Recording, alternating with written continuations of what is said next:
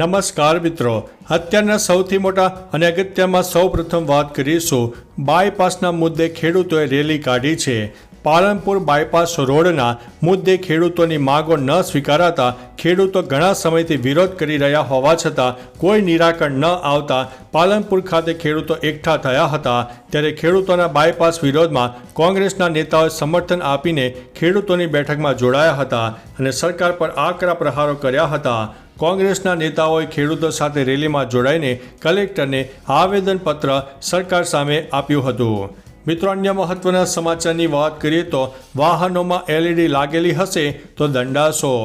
થોડા દિવસ પહેલાં જ ગુજરાત હાઈકોર્ટે 2 વ્હીલર ચલાવનારા અને તેની પાછળ બેસનારા માટે હેલ્મેટ ફરજિયાત કર્યું છે. જો કે આંખો આંજી નાખતી વ્હાઇટ લાઇટ LEDથી પણ ઘણા અકસ્માત થતા હોય છે, જેથી હવે કોઈ પણ પ્રકારની મોડિફાઈડ LED લાઇટ લગાવી ગુનો બનશે, જેના પર 1000 દંડ અને લાયસન્સ પણ કેન્સલ થઈ શકે છે. અને જો તપાસમાં અકસ્માત LED લાઇટથી થયો હશે તો વાહનનું રજિસ્ટ્રેશન પણ કેન્સલ થઈ જશે. મિત્રો, અન્ય મહત્વના સમાચારની વાત કરીએ તો આઘાતજનક હિંસામાં 328 લોકોના મોત. બાંગ્લાદેશમાં 18 જુલાઈએ ફાટી નીકળેલી હિંસામાં અત્યાર સુધીમાં મૃત્યુ આંક 328ને પાર કરી ગયો છે. શેખ હસીનાને પદ પરથી હટાવવામાં આવ્યા ત્યાં સુધી ક્વોટા સિસ્ટમ વિરુદ્ધ શરૂ થયેલું વિદ્યાર્થીઓનું આંદોલન અટક્યું ન હતું, પરંતુ આ દરમિયાન ઘણા લોકોએ જીવ ગુમાવ્યા છે. દેશમાં નવી વચગાળાની સરકાર બની છે, પરંતુ હિંસક ઘટનાઓ અટકી નથી. અત્યારે પણ ઘણી જગ્યાએ લઘુમતીઓ પર હુમલા થઈ રહ્યા છે, જેમાં નિર્દોષ લોકોના જીવ જઈ રહ્યા છે. મિત્રો, અન્ય મહત્વના સમાચારની વાત કરીએ તો ભારતના 78માં સ્વતંત્રતા દિવસે વિદેશમાં પણ ઉજવણી થઈ હતી. ગઈકાલે ભારતનો 78મો સ્વતંત્રતા દિવસ હતો. ત્યારે આ અવસર પર ભારતમાં ચીનના રાજદૂત જુ ફેઈ હોંગે શુભેચ્છા પાઠવી છે. ઇસ્લામાબાદના ભારતીય હાઈ કમિશન દ્વારા સ્વતંત્રતા દિવસની ઉજવણી પણ થઈ હતી. તો ફ્રાન્સના રાષ્ટ્રપતિએ પણ આપણા આઝાદીના દિવસની શુભેચ્છાઓ પાઠવી હતી. બાંગ્લાદેશમાં હિંસા વચ્ચે પણ ભારતના હાઈ કમિશન દ્વારા 78માં સ્વતંત્રતા દિવસની ઉજવણી કરવામાં આવી હતી. મિત્રો, અન્ય મહત્વના સમાચારની વાત કરીએ તો ચાંદીપુરા વાયરસ બાદ માલ્ટા ફીવરનો ખતરો.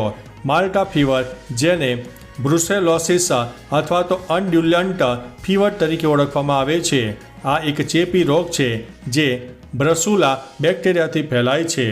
આ બેક્ટેરિયા સામાન્ય રીતે દૂષિત દૂધ, ચીઝ અથવા તો અન્ય ડેરી ઉત્પાદનોના વપરાશ દ્વારા અથવા તો ચેપગ્રસ્ત પ્રાણીઓના સીધા સંપર્ક દ્વારા ફેલાય છે. આ રોગ ગંભીર હોઈ શકે છે અને લાંબા સમય સુધી ટકી શકે છે. મિત્રો, અન્ય મહત્વના સમાચારની વાત કરીએ તો ગેરહાજર રહેનારા શિક્ષકોની હવે ખેર નથી.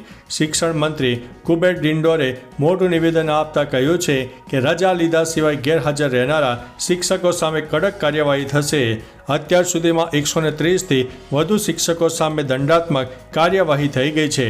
આવનારા દિવસોમાં શિક્ષણ વિભાગ વધુ કડક થશે. નોંધનીય છે કે ભૂતિયા શિક્ષક ભાવના પટેલનો કિસ્સો સામે આવ્યા બાદ ગુજરાતમાં રોજ એવા શિક્ષકોના નામ સામે આવી રહ્યા છે જે લાંબા સમયથી શાળામાં હાજરી આપી નથી રહ્યા. મિત્રો, અન્ય મહત્વના સમાચારની વાત કરીએ તો મોદી સરકારમાં લોકોનું જીવન બદતર છે તેવું કોણે કહ્યું, જાણો. કોંગ્રેસ અધ્યક્ષ મલ્લિકાર્જુન ખડગેએ દિલ્હીમાં AICC મુખ્યાલયમાં ધ્વજ ફરકાવ્યો. આ દરમિયાન તેમણે કહ્યું, મોદી સરકારમાં લોકોનું જીવન બદતર થયું છે. દેશની જનતા આશાભરી નજરે રાહુલ તરફ જોઈ રહી છે. આઝાદીમાં જેમનું કોઈ યોગદાન નથી તેઓ સલાહ આપી રહ્યા છે. આજના શાસકો વિભાજનકારી રાજકારણ કરે છે. તેઓ નફરતના આશયથી દેશના ભાગલાના ભયાનક દિવસની ઉજવણી કરે છે. RSSએ અંગ્રેજોની વિચારસરણીને આગળ વધારી છે. મિત્રો, અન્ય મહત્વના સમાચારની વાત કરીએ તો ઓનલાઈન ખરીદી કરનારા સાવધાન, સાયબર ગઠિયાઓ થયા છે સક્રિય. રક્ષાબંધનમાં ભાઈ પોતાની બહેન માટે ખરીદી કરવા માટે કંઈક નવી વસ્તુઓ શોધતા હોય છે, પરંતુ આજના યુગમાં ઓનલાઈન શોપિંગ સૌથી વધારે થાય છે. ત્યારે સાયબર ગઠિયાઓ પણ એક્ટિવ થઈ ગયા છે.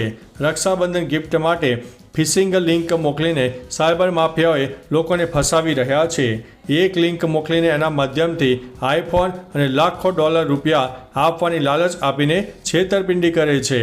મિત્રો, અન્ય મહત્વના સમાચારની વાત કરીએ તો નકલી પોલીસ બનીને તોડ કરતી આખી ગેંગ ઝડપાઈ છે. સુરતના વરાછા વિસ્તારમાં નકલી પોલીસ બનીને તોડ કરતી આખી ગેંગ ઝડપાઈ છે. જુગારીઓને ત્યાં રેડ પાડવા ગયા અને પોલીસ બનીને રેડ કરી. ત્યારબાદ જુગાર રમતા આરોપીઓ દ્વારા કેસ કરવામાં ન આવે તેવું કહેવામાં આવ્યું, જેમાં સેટલમેન્ટ કરીને આરોપીઓએ ₹1.73 લાખનો તોડ કર્યો. જુગારીઓને શંકા જતાં અસલી પોલીસનો સંપર્ક કર્યો, જેમાં પોલીસે સીસીટીવીના આધારે નકલી પોલીસને ઝડપી પાડી છે. મિત્રો, અન્ય મહત્વના સમાચારની વાત કરીએ તો દિલ્હીમાં સીએમ આવાસ પર ત્રિરંગો ન ફરકાવ્યો. સ્વતંત્રતા દિવસ નિમિત્તે દિલ્હીમાં મુખ્યમંત્રી આવાસ પર તિરંગો ફરકાવવામાં નથી આવ્યો. સીએમ કેજરીવાલની પત્ની સુનીતા કેજરીવાલે આ માહિતી આપી છે. આતિશીના ટ્વીટને રીટ્વીટ કરતાં તેમણે લખ્યું છે, આ ખૂબ જ અફસોસની વાત છે કે આજે સીએમ આવાસ પર તિરંગો નથી ફરકાવવામાં આવ્યો. આ તાનાશાહી ચૂંટાયેલા મુખ્યમંત્રીને જેલમાં રાખી શકે છે, પરંતુ દિલમાં દેશ પ્રત્યેના પ્રેમને કેવી રીતે રોકી શકશે. મિત્રો, અન્ય મહત્વના સમાચારની વાત કરીએ તો હિન્દુ પિતાએ અપરિણીત પુત્રીનો ખર્ચ ઉઠાવવો પડશે. હાથરસ ફેમિલી કોર્ટના આદેશને પડકારતી અરજી પર અલ્હાબાદ હાઈકોર્ટે મોટો ચુકાદો આપ્યો છે. હાઈકોર્ટે કહ્યું છે કે હિન્દુ પિતાએ દીકરીના લગ્ન ન થાય ત્યાં સુધી તેનો ખર્ચ ઉઠાવવો પડશે.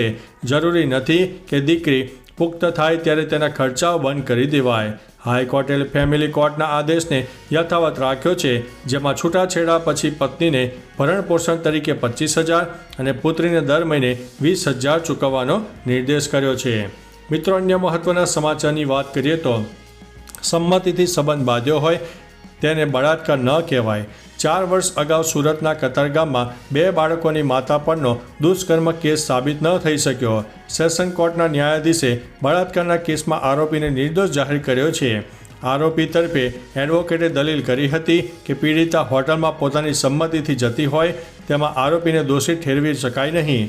કોર્ટે નોંધ્યો કે કેસમાં ક્યાંય પણ ભોગ બનનાર સામે મરજી વિરુદ્ધ બળાત્કાર થયો હોય તેવું દેખાઈ નથી રહ્યું. મિત્રો, અન્ય મહત્વના સમાચારની વાત કરીએ તો ભાજપના આ નેતાએ ઊંધો રાષ્ટ્રધ્વજ પકડ્યો. વડોદરા ભાજપના તાલુકા પંચાયતના મહિલા પ્રમુખે રાષ્ટ્રધ્વજ સાથે ફોટો તો પડાવ્યો, પરંતુ તેઓએ રાષ્ટ્રધ્વજ ઊંધો પકડીને ફોટો પડાવ્યો હતો, જે ફોટો સોશિયલ મીડિયામાં પણ પોસ્ટ કર્યો હતો. પોસ્ટ કર્યા બાદ લોકોના કમેન્ટ શરૂ થતાં તેઓનું ધ્યાન ગયું અને તરત જ ફોટો ડિલીટ કરી દેવામાં આવ્યો હતો. પરંતુ ઘણા લોકોએ તેમના આ ફોટાના સ્ક્રીનશોટ લઈ લીધા અને હાલ તે સોશિયલ મીડિયામાં વાયરલ થઈ રહ્યા છે. મિત્રો, અન્ય મહત્વના સમાચારની વાત કરીએ તો સેનાએ આપી છે 21 તોપોની સલામી. ગઈકાલે સવારે નરેન્દ્રભાઈ મોદી 78માં સ્વતંત્રતા દિવસના અવસર પર લાલ કિલ્લા પર ધ્વજ ફરકાવી રહ્યા હતા. આ દરમિયાન ભારતીય સેનાએ 21 તોપોની સલામી પણ આપી હતી. ભારતીય સેનાએ એક્સ પર આ સલામીનો વિડીયો શેર કર્યો છે અને લખ્યું છે કે 78માં સ્વતંત્રતા દિવસ પર દિલ્હીમાં ત્રિરંગો ફરકાવ્યો. આ દરમિયાન 1721 ફેડરેશન ઓફ બીટની સ્વદેશી 105 mm લાઇટ ફિલ્ડ ગનથી પરંપરાગત સલામી આપવામાં આવી હતી. મિત્રો, અન્ય મહત્વના સમાચારની વાત કરીએ તો ગણેશ યાત્રાને લઈને પોલીસ અને મંડળો સામસામે જોવા મળ્યા છે. વડોદરા પોલીસ કમિશનરે ગણપતિનું આગમન યાત્રાઓ કાઢવા પર પ્રતિબંધ મૂકતા ગણેશ મંડળમાં ભારે રોષ જોવા મળ્યો છે, જેથી પોલીસ અને ગણેશ મંડળો સામસામે આવી ગયા છે. તેઓએ ચીમકી ઉચ્ચારી છે કે આગામી 3 દિવસમાં ગણેશ આગમન યાત્રા કાઢી દેવામાં નહીં આવે તો આંદોલન કરવામાં આવશે. સોશિયલ મીડિયા થકી તમામ માગણીઓ પોલીસ કમિશનર સમક્ષ પહોંચાડવાનો પ્રયાસ કરીશું. તો ચાલો મિત્રો, ફરીથી દેશ અને દુનિયાના સુપરફાસ્ટ સમાચાર લઈને મળતા રહીશો. ત્યાં સુધી અમને રજા આપશો. નમસ્તે.